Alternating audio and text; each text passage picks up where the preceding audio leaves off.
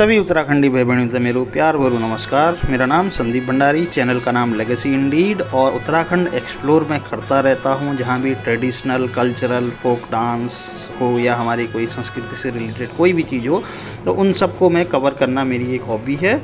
तो पांडव नृत्य ग्राम सोनला 2023-24 का भाग 2 लेकर मैं आपके सामने उपस्थित हूँ। और पिछले भाग में मैंने आपको बताया था, मैंने आपको जानकारी दी थी कि गेंडा कौथिग पांडव नृत्य होता क्यों है उत्तराखंड में। और इस भाग में मैं आपको बताऊंगा कि पांडव जो नृत्य होता है वो किस प्रकार से हमारे उत्तराखंड में जो हमारा कल्चर है, हमारे कल्चर के हिसाब से या हमारे ट्रेडिशन के हिसाब से किस हिसाब से उसको मनाया जाता है। तो सबसे पहले तो 9 दिन और नवरात्र का ये पारंपरिक लोक नृत्य होता है, जिसमें पहले दिन जो है बाणों की पूजा अर्चना की जाती है। और उसके बाद जो है जो यहाँ पर भूम्याल देवता होते हैं, भूम्याल देवता की पूजा अर्चना की जाती है। पहले से तीसरे दिन तक जो है मेनली आपका लोकल पारंपरिक नृत्य होता है। तो सबसे पहले जान लेते हैं कि गेंडा कौथिग के जो पात्र होते हैं, ये मेन पात्र इसमें क्या क्या होते हैं। तो सबसे पहले इसमें जो पहले पात्र होते हैं श्री वासुदेव कृष्ण जी, श्री बजरंगबली हनुमान, माता कुंती, माता द्रौपदी, युधिष्ठिर, भीमसेन, अर्जुन, नकुल, सहदेव, नागार्जुन, बारबरिक उर्फ खाटू श्याम। तो 2 कैरेक्टर जो हैं जो मेनली बहुत लोगों को पता नहीं होते हैं अगर कोई बाहर से देख रहे हैं। तो नागार्जुन जो थे वो अर्जुन और नाग कन्या उल्पी के पुत्र थे, जो कि करंट प्रेजेंट सिचुएशन में जो है नागालैंड बोल लो आप या नॉर्थ ईस्ट में बोल लो, उस राज्य को उस समय नागलोक कहा जाता था। और जो बारबरिक थे वो जो थे वो उनको अभी आप अगर देखो तो खाटू श्याम के नाम से उनकी बहुत पूजा अर्चना की जाती है। और सारे पांडवों में अभी तक के जो सबसे ज़्यादा बलशाली, बुद्धिमान और जो अस्त्र और शास्त्रों के जो सबसे ज़्यादा ज्ञानी माने जाते हैं वो बारबरिक खाटू श्याम ही माने जाते हैं। वो जो थे भीमसेन के पोते थे और घटोत्कच के पुत्र थे। तो जो पांडव लीला होती है वो मेनली इन्हीं दोनों के बीच में, इन्हीं दोनों की जो लीला दिखाई जाती है, अर्जुन नागार्जुन का युद्ध और भीमसेन और आपके बारबरिक खाटू श्याम जी का युद्ध जो होता है। तो तीसरे दिन क्या होता है, गांव में सारे जितने भी गांव वाले होते हैं उनमें सिरोटा होता है। और उस सिरोटे को मतलब हमारे यहाँ गढ़वाली लैंग्वेज में बोलते हैं गंजाड़ सतनाज, जो 7 अनाज होते हैं उनको एकत्रित करके सारे गाँव वालों में उसको अड़ोक करके, मतलब उसका अब मैं हिंदी उसका एग्जैक्टली बता नहीं पा रहा हूँ उसको क्या बोलते हैं, गढ़वाली में तो इतने अड़वाखंड बोलते। तो उसको जो है सब में घुमा करके ताकि जो है जो भी कष्ट वष्ट हैं वो सारे इनके दूर हो जाएं। पांडव जो है और पूरे गांव की जहाँ तक सीमा होती है वहाँ तक जो है कील बंधन करके आ जाते हैं। और चौथे दिन फिर से लोकल पारंपरिक नृत्य होता है। 5वें दिन जो है केले का पेड़ उखाड़ के लाया जाता है, जिसको केला अर्पण कहते हैं। और केले को पेड़ को जो है पांडव चौक में स्थापित, पांडव मंदिर के पास में स्थापित किया जाता है। 6वें दिन मेनली बहुत ही खास दिन होता है। इस दिन जो है पांडु जब राजा मरे थे, जब वो वन में थे तो उनका श्राद्ध नहीं हुआ था। तो पांडव जब युद्ध जीत जाते हैं उसके तदुपरांत वो जो है पांडु का श्राद्ध करते हैं। और श्राद्ध के लिए जो है यहाँ पर 6वें दिन में गोमती प्रयाग जाते हैं। और उससे पहले एक छोटा सा गेंडा भी मारा जाता है।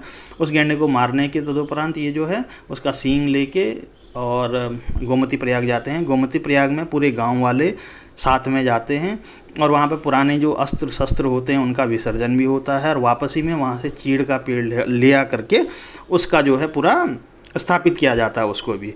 और 7वें दिन में तुलसी महादेव जी के दर्शन के लिए सारे गांव वाले जाते हैं।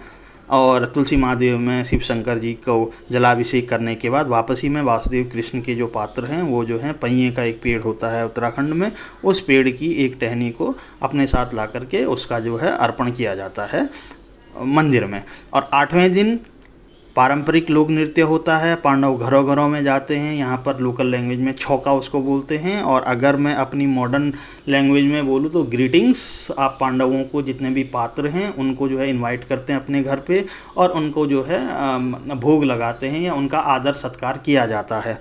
तो इस प्रकार से हर एक घर में पांडव जो है जाते हैं, जो बुलाते हैं और अपनी श्रद्धा भक्ति के अनुसार वो जो भी ड्राई फ्रूट्स या हलवा या खीर जो कुछ भी खिलाना चाहें वो पांडव के जितने भी पात्र होते हैं उनको खिला सकते हैं। और जो मेन अंतिम दिन होता है 9th डे जो होता है, 9वां दिन, वो सबसे इम्पोर्टेंट होता है। उस दिन अर्जुन और नागार्जुन का युद्ध होता है और वो बहुत लंबा युद्ध चलेगा और उसमें बहुत ज़्यादा मज़ा आने वाला है, क्योंकि उसमें आसपास के कई सारे गांव वाले जो है एकत्रित हो जाते हैं उस कौथिक को देखने के लिए, उस नृत्य को देखने के लिए, उस युद्ध को देखने के लिए, जिसमें कि अर्जुन पे नागार्जुन विजय भी पा लेते हैं, उन पे शक्ति लगती है और बाद में अर्जुन को जो है जिंदा भी किया जाता है। और हमारे जो दंत कथाएँ हैं उसकी कहानियों के अनुसार इस तरह से ये लोक नृत्य यहाँ पर संपन्न हो जाता है 9वें दिन में। तो मैंने कोशिश की है इस सारे को कवर करने की पहले से तीसरे, क्योंकि पहले भाग में मैंने केवल फोकस किया था कि जो नृत्य है उस पर फोकस किया जाए, और उसके बाद आज से मैं जो है पूरा का पूरा भाग जो है तीसरे, चौथे, पाँचवें, छठवें दिन का एक साथ कवर करूँगा, जिसमें गोमती प्रयाग, तुलसी महादेव और ये सब चीज़ें आपको देखने को मिलेगी। तो बने रहिए वीडियो में और आनंद लीजिए वीडियो का।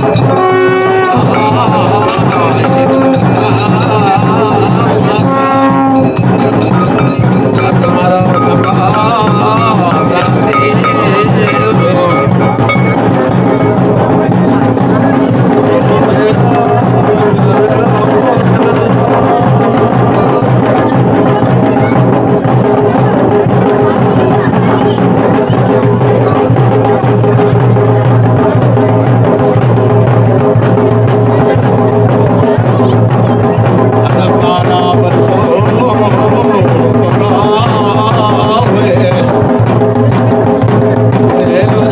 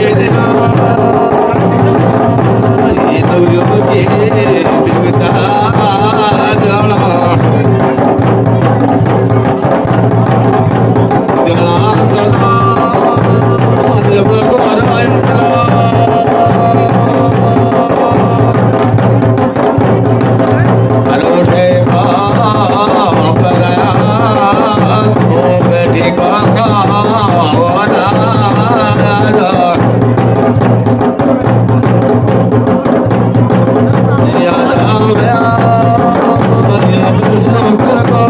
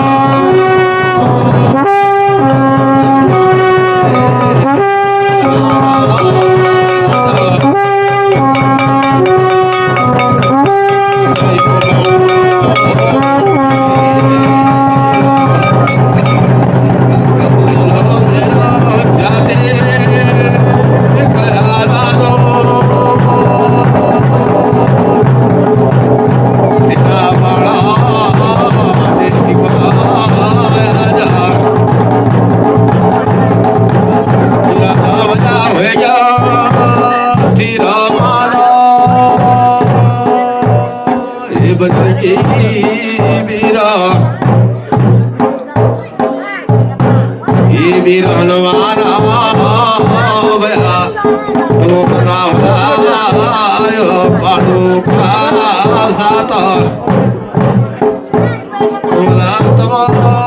भजन के वीरो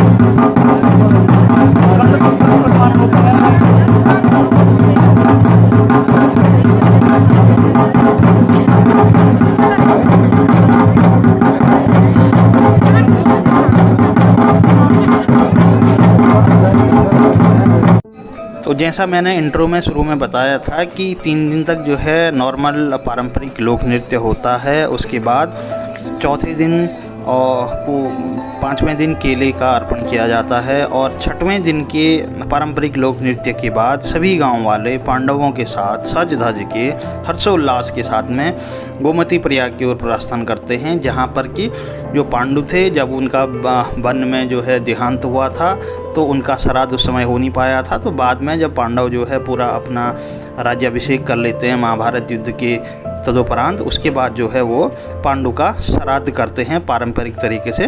तो ये जो दृश्य आप अभी देख रहे हैं ये है सोनला से गोमती प्रयाग की जो पैदल यात्रा, इसको जल यात्रा से भी जल यात्रा के नाम से भी लोकल भाषा में यहाँ पर जाना जाता है, क्योंकि अलकनंदा गोमती प्रयाग जाते हैं तो वहाँ पर पुराने जो जितने भी इनके अस्त्र शस्त्र होते हैं उनका विसर्जन भी किया जाता है और साथ में पांडु का श्राद्ध भी किया जाता है। और वापसी में आप देखेंगे आने वाले भाग में कि वहाँ से जो है चीड़ का पेड़ ये जो है जड़ के सहित उखाड़ के लाएंगे और उसको जो है फिर से स्थापित किया जाएगा पांडव चौक में। तो चलते हैं आगे, आप बने रहिए भाग में और बहुत मज़ा आने वाला है।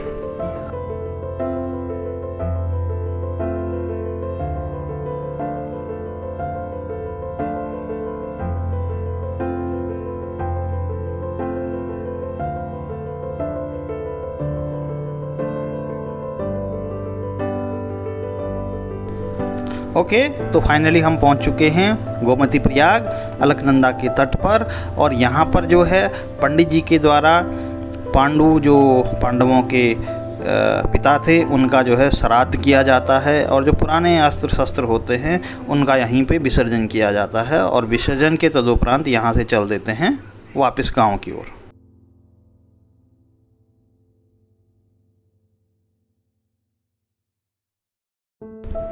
और पांडु श्राद्ध के तदुपरांत पुराने जो अस्त्र शस्त्र होते हैं उनका विसर्जन करने के तदुपरांत सभी पांडव गण और सभी जो गांव वाले हैं वो वापस आते हैं, और इस पूरी यात्रा में जो है शाम का समय पूरा व्यतीत हो जाता है, पूरा जो है शाम हो जाती है, और वापसी में चीड़ का वृक्ष ला करके पांडव चौक में स्थापित किया जाता है। तो देखते हैं चीड़ के वृक्ष की स्थापना, एंड देन हम आएंगे 7वें दिन के भाग में।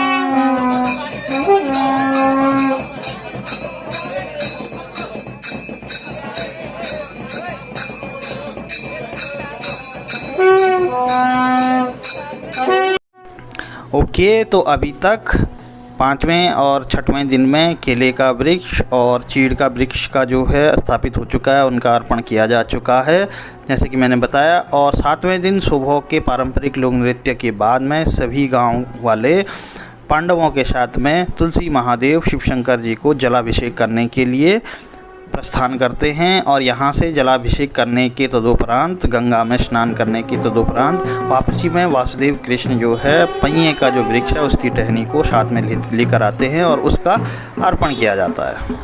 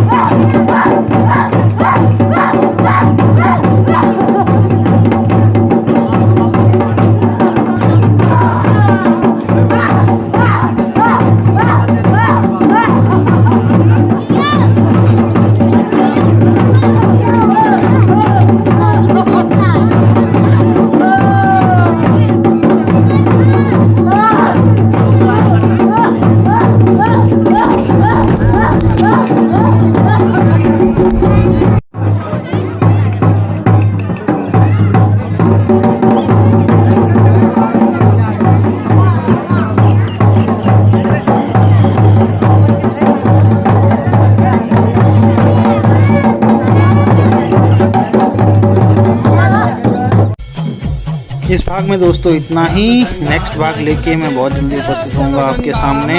तब तक के लिए जहाँ रहिए, मस्त रहिए, स्वस्थ रहिए। And stay tune with legacy Indeed. I will be coming up with the next episode very soon. बहुत जल्द तक रहो, नहीं पार्ट लिए तो मैं आप लोगों के सामने उपस्थित हूँ। तब तक जो रहो, मस्त रहो, स्वस्थ रहो। धन्यवाद।